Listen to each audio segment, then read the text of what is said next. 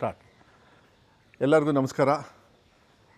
ಸ್ನೇಹಿತರೆ, ಇವತ್ತು ವಿಶೇಷವಾಗಿ ಒಂದು ವಿಚಾರವನ್ನು ತಮ್ಮಲ್ಲಿ ಚರ್ಚೆ ಮಾಡಬೇಕು ಅಂಥೇಳಿ ಮತ್ತು ವಿಚಾರಗಳನ್ನು ತಿಳಿಸಬೇಕು ಅಂಥೇಳಿ ಹೇಳಲಿಕ್ಕೆ ಆಸೆ.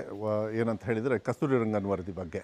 ಏನು ನಮ್ಮ ಪಶ್ಚಿಮ ಘಟ್ಟದ ವಿಚಾರದಲ್ಲಿ ಸುಮಾರು 1500 ಹಳ್ಳಿ, ಅದರಲ್ಲೂ ವಿಶೇಷವಾಗಿ ಶಿವಮೊಗ್ಗ ಸುಮಾರು 480 ಚಿಲ್ಡ್ರೆ ಹಳ್ಳಿಗಳಲ್ಲಿ ಏನಿವತ್ತು ಕಸ್ತೂರಿ ರಂಗನ್ ವರದಿಯಲ್ಲಿ ನಮ್ಮ ರೈತರಿರ್ಬೋದು ಮತ್ತು ಆ ಕಡೆ ಭಾಗದ ಜನರು ಬೇರೆ ಬೇರೆ ಜಿಲ್ಲೆನೂ ಸೇರಿ ಎಲ್ಲೋ ಒಂದು ರೀತಿಯಲ್ಲಿ ಆತಂಕದಲ್ಲಿದ್ದಾರೆ.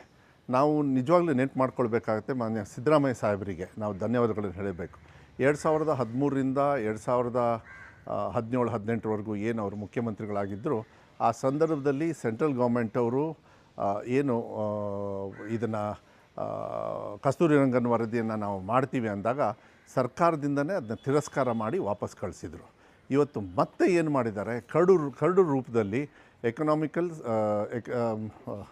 ಎಕೋಸೆನ್ಸಿಟಿವ್ ಏರಿಯಾ ಅಂತ ಹೇಳಿ ಮತ್ತೆ ಒಂದು ಸೆಂಟ್ರಲ್ ಗೌರ್ಮೆಂಟ್ ಅವರು ಮತ್ತೆ ಕೊಟ್ಟಿದ್ದಾರೆ. ಏನಂತ ಹೇಳಿದರೆ, ಇದನ್ನು ಮತ್ತೆ ನಾವು ಹಾಕ್ತೀವಿ ಅಂಥೇಳಿ.